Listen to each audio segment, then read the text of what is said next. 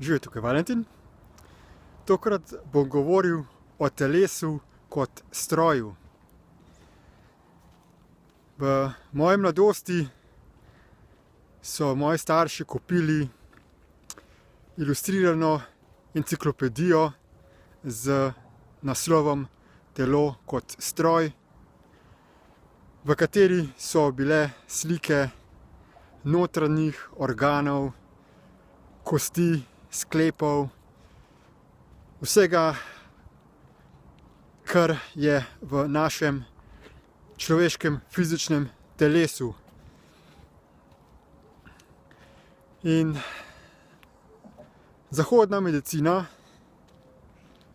predvsem želi ugotoviti, kako naše fizično telo deluje v sklopu njegovih sestavnih delov.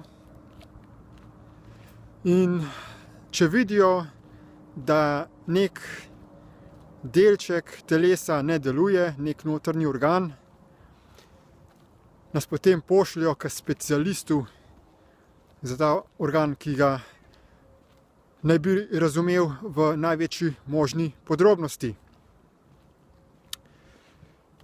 Sedaj pa počasi odkrivajo, končno, da je v bistvu telo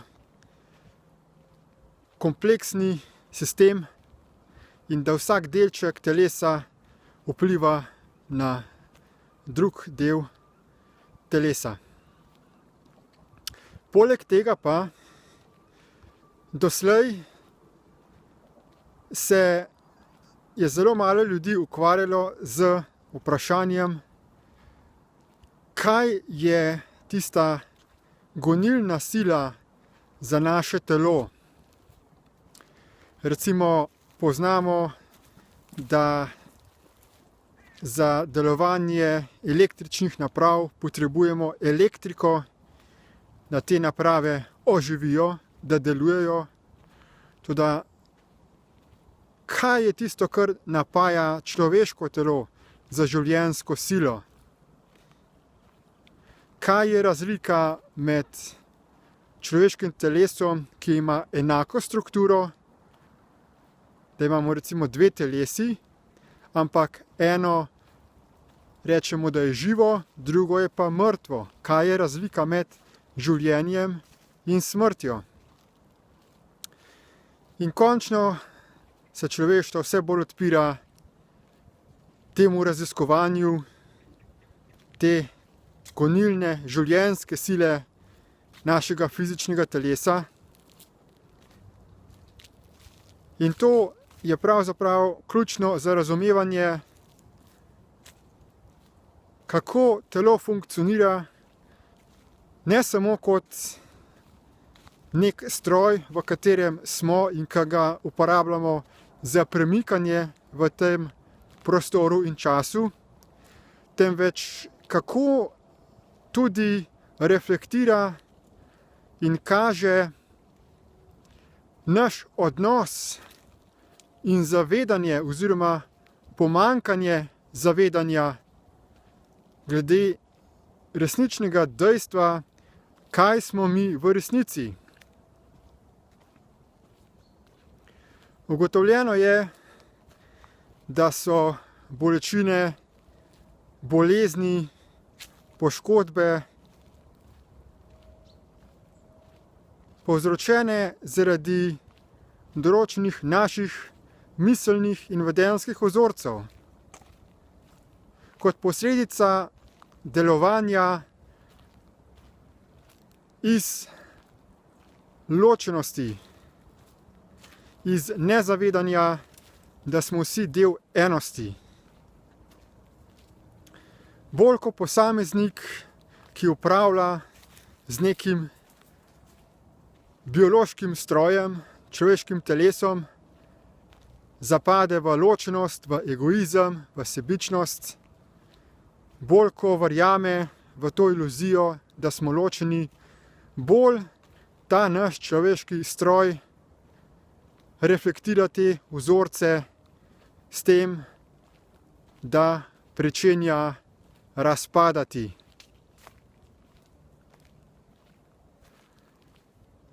Ta naš stroj torej lahko uporabimo koristno ne samo zato, da se na tem svetu izražamo, temveč predvsem kot pripomoček, kot orodje, da v trenutku čutenja čustvenih reakcij in bolečin pogledamo, kakšna misel se nam je sprožila v našem umu trenutek pred pojavitvijo te čustvene reakcije ali bolečine.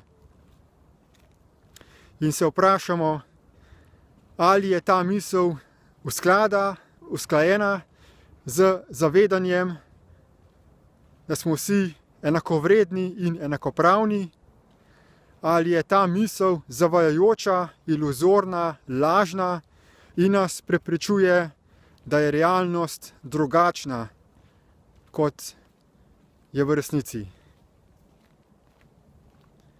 In če hočemo učinkovito vzdrževati naš biološki stroj fizičnega telesa, potem je nujno, da vzdržujemo tudi naše duhovno, psihično zdravje in da ne dopuščamo mentalnih virusov v našem umu, ter jih takoj odstranimo, ko jih opazimo. Kako se to stori? Za ta namen imamo pripravljene razne spletne tečaje, Destiny iProcess Lite in Pro in podporne skupine, mednarodne v angleškem jeziku in slovenske v slovenskem jeziku. Zato tiste, ki se želijo odgovorno upravljati in vzdrževati svoje telo kot stroj, da poskrbijo tudi za osnovni program, po katerem ta stroj vodimo, da odstranjujemo vse konflikte, vse trenja, da ta stroj dobro podmažemo za resnico in da bo lepo deloval še številna leta. Za dodatne informacije glede celostnega vzdrževanja človeškega telesa in našega zavedanja si poglejte povezave v opisu tega videoposnetka.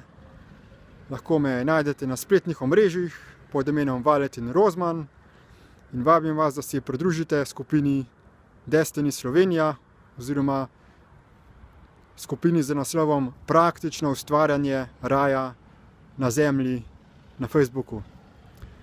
Hvala za posluh in nasvidenje.